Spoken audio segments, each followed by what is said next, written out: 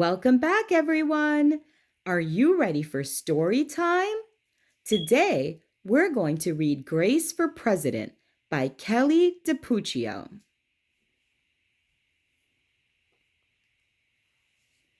One Monday morning in September, Mrs. Barrington rolled out a big poster with all of the presidents' pictures on it.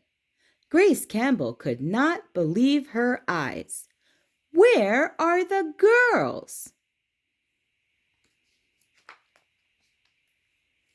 That is a very good question, said Mrs. Barrington. The truth is, our country has never had a woman president. No girl president? Ever? Grace asked. No, I'm afraid not, said Mrs. Barrington. Grace sat at her desk and stewed. No girls? Who'd ever heard of such a crazy thing? Finally, she raised her hand. Yes, Grace? I've been thinking it over, and I'd like to be president. Several students in the class laughed. Well, I think that's a star-spangled idea, Grace, said Mrs. Barrington. In fact, we can have our own election right here at Woodrow Wilson Elementary. The snickering in the room stopped. Grace smiled. Would anyone else like to run for president? Mrs. Barrington asked the class. Nobody raised their hand. Becoming president was going to be easy, Grace thought. The next day, Mrs. Barrington made an announcement. In the name of democracy, I have invited Mr. Waller's class to join our election.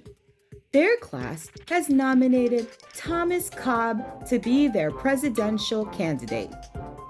Grace's heart sank. Thomas was the school's spelling bee champion. His experiments always took a blue ribbon at the science fair, and he was captain of the soccer team. Becoming president wasn't going to be so easy after all, Grace thought.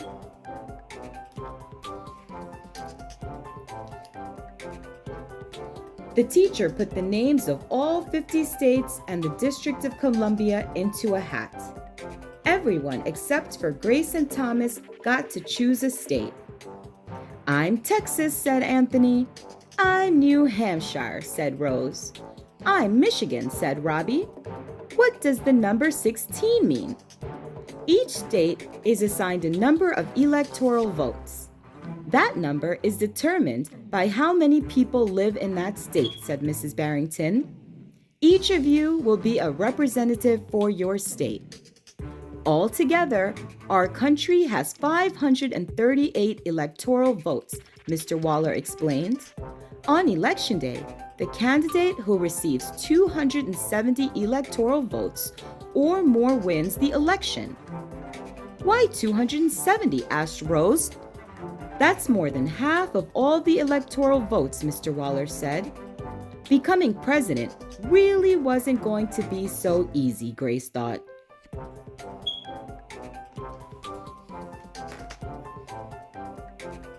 Grace came up with a campaign slogan. Thomas came up with his own campaign slogan. Grace listened to what issues were important to the students, and she made a list of campaign promises. Thomas made up his own list of promises. Grace made campaign posters and buttons. Thomas made posters and buttons too.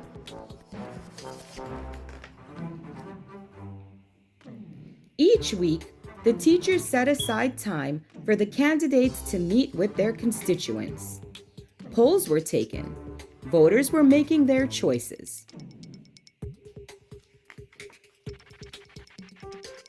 Grace continued to campaign. At recess, she gave speeches. During lunch, she handed out free cupcakes. After school, she held rallies. Meanwhile, Thomas wasn't worried. He had cleverly calculated that the boys held slightly more electoral votes than the girls. At recess, Thomas studied his spelling words. During lunch, he worked on his latest science experiment. After school, he played soccer.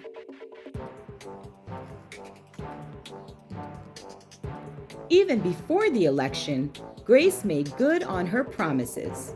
She joined the safety squad. She organized a school beautification committee, and she volunteered her time in the school cafeteria.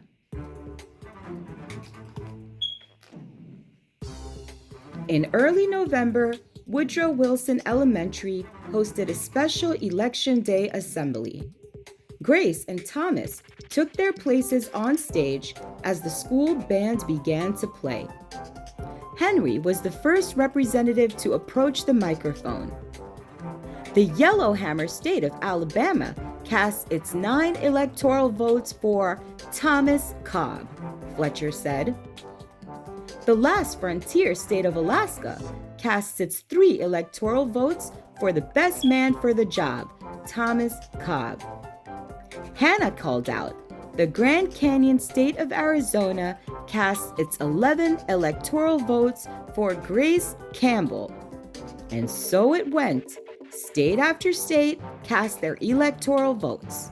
The scoreboard in the gymnasium kept track of the totals.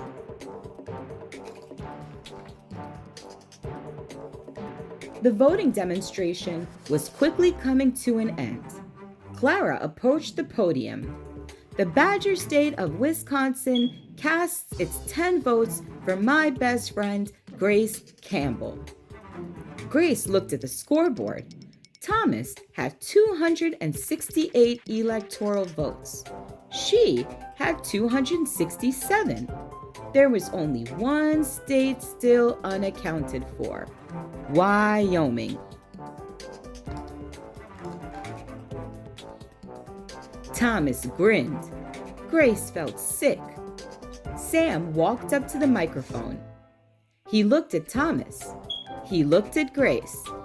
He looked down at Grace's handmade flag. Sam didn't say a word. "What are you waiting for?" Thomas whispered. The band stopped playing. All eyes were on Wyoming. Finally, Sam cleared his throat. The equality state of Wyoming casts its 3 electoral votes for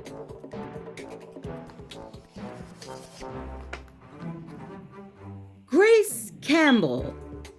The gymnasium erupted in loud cheers and a few boos. Mrs. Barrington approached the podium. With 270 electoral votes, the winner is Grace Campbell. Thomas looked stunned. Grace hugged Sam. "Why did you do it?" she asked. Sam handed Grace his flag. "Because," he said, "I thought you were the best person for the job."